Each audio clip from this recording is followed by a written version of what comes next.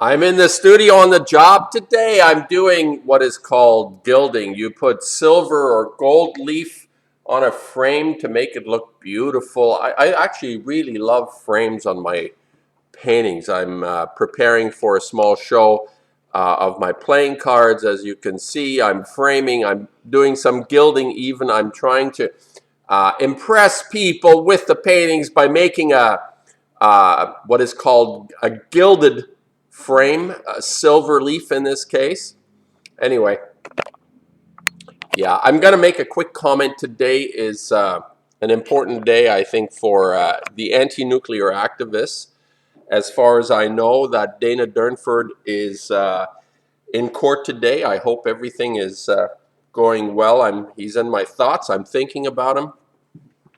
And I want to just make a comment. Yesterday, I talked about that we're in a war, and people talking about the third world war, the big war that's coming, all the predictions of the economy collapsing and all the things that supposedly should have happened a long time ago already, and we supposedly should have already blown ourselves up with the nuclear weapons. It's not going to happen from nuclear weapons. This is my position. I don't subscribe to this prediction of gloom when the elephant in the room under our noses, we've been in a third world war before the second world war started, but of course everybody is in the headlights. And I want to just make a quick comment about people posting something on my Facebook to do with is or is not, is or is not, is that like mythology, Egyptian mythology, is. Don't post that crap about ISIS on my Facebook. I don't want to see it, because ISIS is a ruse. It's look, the way this works in our society now, in order to control people, you have to create extraordinary circumstances that are external to us, something that we won't look at ourselves. How can you actually be critical of these atrocities being committed by a group called ISIS or Al-Qaeda or the Mujahideen or the Taliban, and all this shit going on? These are all orchestrations. Orchestrations to keep our eyes off the ball, which is the nuclear destruction that's going on this planet. There are other circumstances going on in the background that I don't know about, but I do know for a fact that radiation from nuclear plants are the killer that'll destroy everything. And the Pacific is probably gone in terms of a longevity. There are still life forms in that ocean. It's huge. It's gigantic. But the point is that the ISIS, the Paris ship, all this stuff going on has nothing really to do with what we're facing.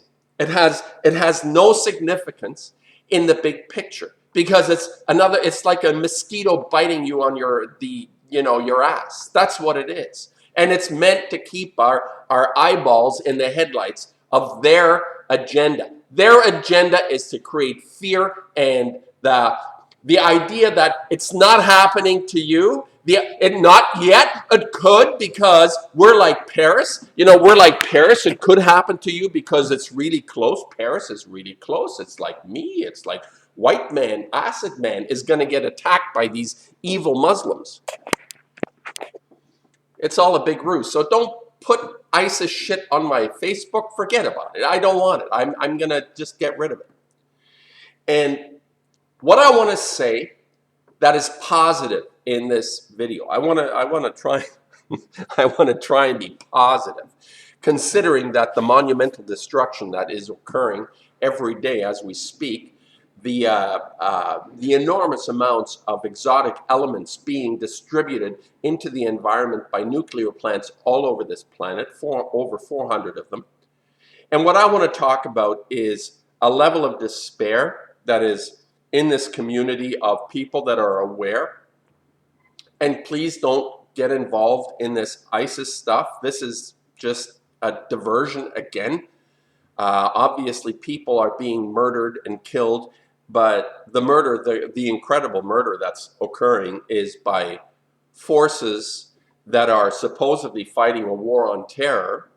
And We are engaged, complicit in destroying countries, Iraq, Libya destroyed, Lebanon destroyed, through forces that come out of our own backyard.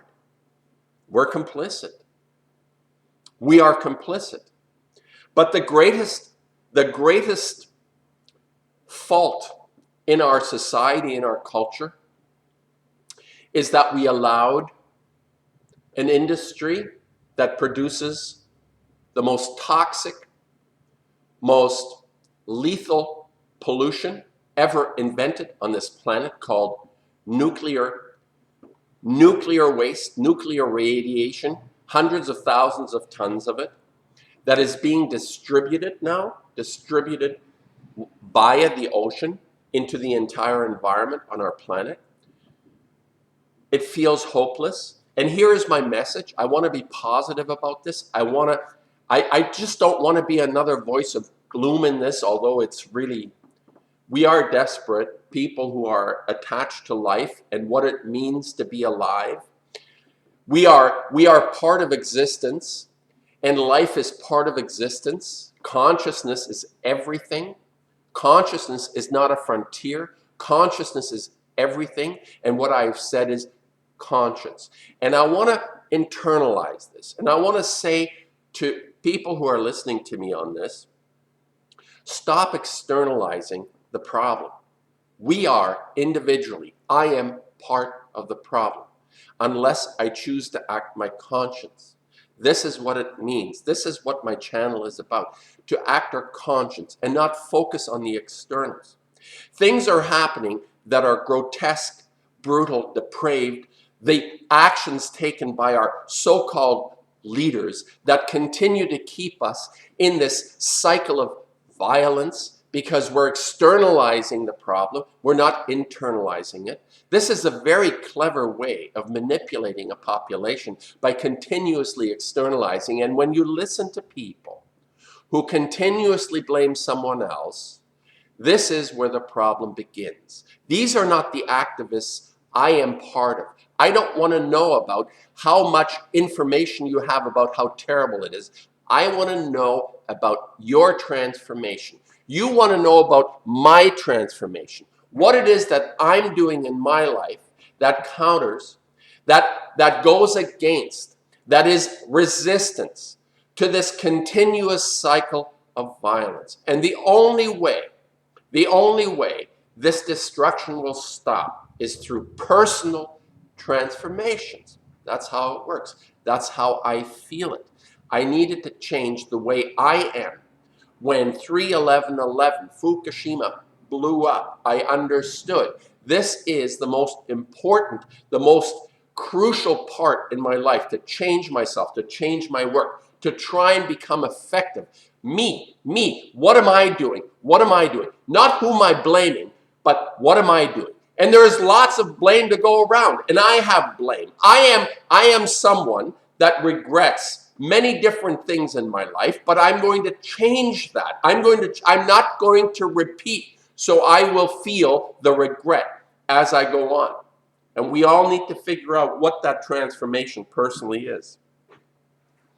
We need a transformation. We need personal epiphanies. We need breakthroughs. And what I say about my work, my art, it is a continuous breaking through into some awareness of how to express this level of monumental destruction that we're facing now. And the way out of this is through personal transformations.